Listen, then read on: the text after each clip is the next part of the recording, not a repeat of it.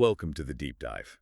We take the source material you send us, the articles, the research, all that raw data, and we pull out the fundamental insights you need fast. And today we're getting into a topic that, it doesn't really show up in academic studies, but it drives almost all of political life. Exactly. We're talking about that moment, that precise personal moment when a regular citizen just stops being a frustrated observer and, well, crosses the line to become a political participant. It's so fascinating because political entry, it almost never starts with some grand announcement or a plan to run for office. No. It starts with frustration, but, and this is key, it's a frustration that's usually paired with a long, long period of silence, a kind of resigned acceptance. So our sources today are less about political science and more of a character study.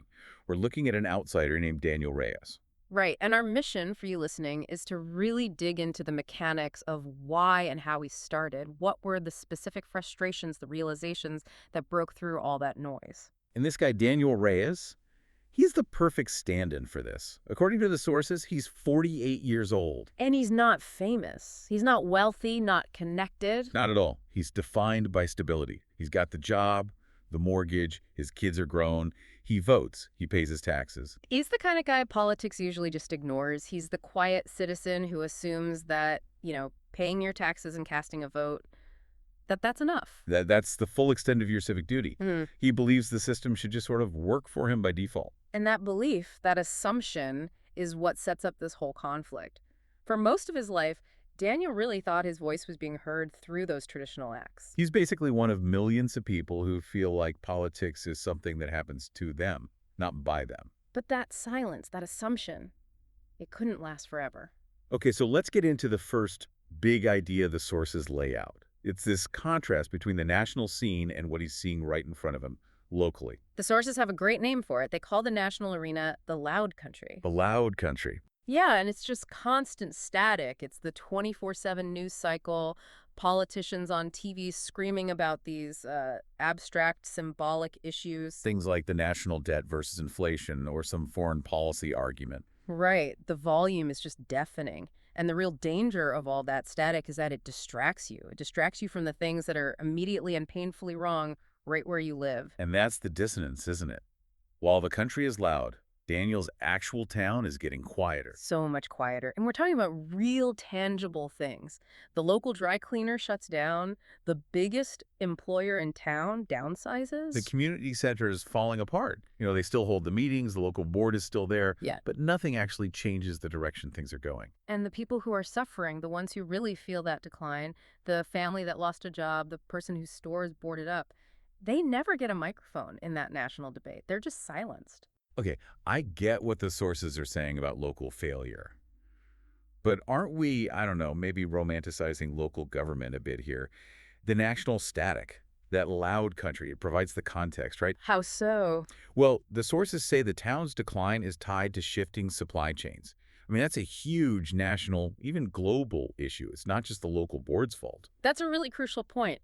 The sources aren't saying national issues are irrelevant. They're saying the conversation about them is irrelevant to the person on the ground. So Daniel Reyes knows inflation is a problem, but his local board can't even use the tax money it has to fix the potholes in his street. The national debate is about the moon, while his local government can't even manage the curb. So that quiet, deep feeling of futility, that's the precursor to action. Precisely. It's that feeling that my voice no longer matters because no matter who I vote for, my reality never gets addressed. It's a profound resignation that has to happen before a profound change can. You have to feel completely dismissed before you feel you have to step outside the lines. Yes. And that quiet resignation can only hold until one specific thing, one personal grievance, finally breaks through all that noise. For Daniel, the sources focus on one single catalyst. And this is where it gets really interesting because the turning point, it wasn't some big philosophical moment, it was administrative. Just a local decision. A local decision passed quickly, unanimously. It probably looked like nothing to anyone on the outside. But the devil, as they say, was in the details. Absolutely. The decision greenlit a zoning change. It provided this tax incentive package. But the crucial detail, the thing that the source says hit Daniel like a physical blow, Yeah. was that the package benefited a huge property developer whose entire business, most of his employees, were based completely outside of Danielstown. So it was just this undeniable proof that an outsider's interests were being put ahead of the community that he's been paying into for decades. It was a total breach of the civic contract he thought he had. So how did he respond? He didn't go in there yelling? No, not at all. His first move was completely by the book, measured, professional. He waited for the public comment section, stood up, and spoke calmly. He just asked questions. Simple, factual questions. How will this affect our tax base? What's the impact on our infrastructure?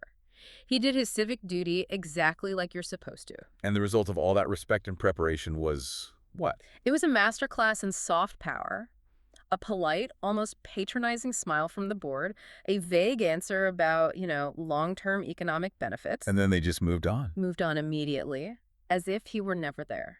As if his input just evaporated into thin air. That feeling Yeah. of having your rational, respectful input just absorbed and erased, that's the moment of realization the sources are highlighting. It's not just that the board made a mistake or was incompetent. No. His realization was much deeper and much more uncomfortable. The quote in the source is, "This system isn't broken, it's working exactly as designed." Let's just pause on that for a second.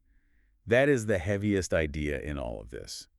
Why is that distinction, working as designed versus just broken, so important? Because if a system is broken, you can fix it. You get better people, you write better policy, you work inside the framework. Right.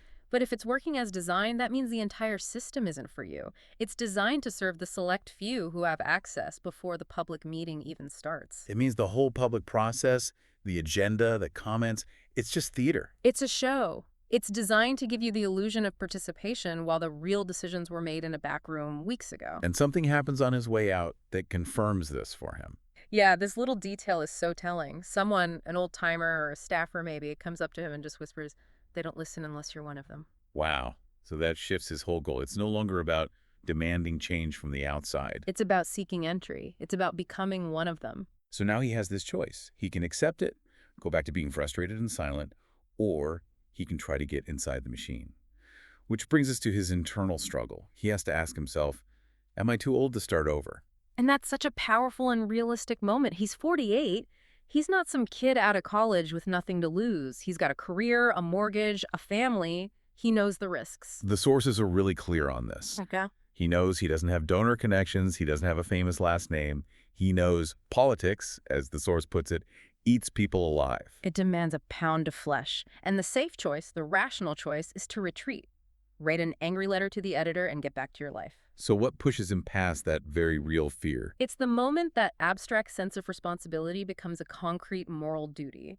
He realizes that the very reasons he feels unqualified, his age, his normalcy, are the exact reasons he has to do it. Because if not him. Exactly. The thought that finally pushes him over the edge is, if people like me don't step in, then who does? If all the decent, normal people stay out, the only ones left are the people who designed the system to exclude you in the first place. And this is so crucial. He doesn't immediately decide to run for city council. His first step is much more basic. He becomes an investigator. He starts digging into how local politics actually works. He stops demanding a result and starts trying to understand the mechanism.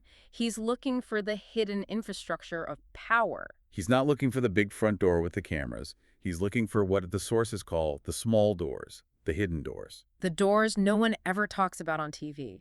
And the sources list what he started researching. Precinct committees, party meetings, volunteer groups. This is where we need to get into the details for you, the listener. Because just saying precinct committees isn't enough. Why are these hidden structures so important? Well, the average voter thinks politics is just election day, right?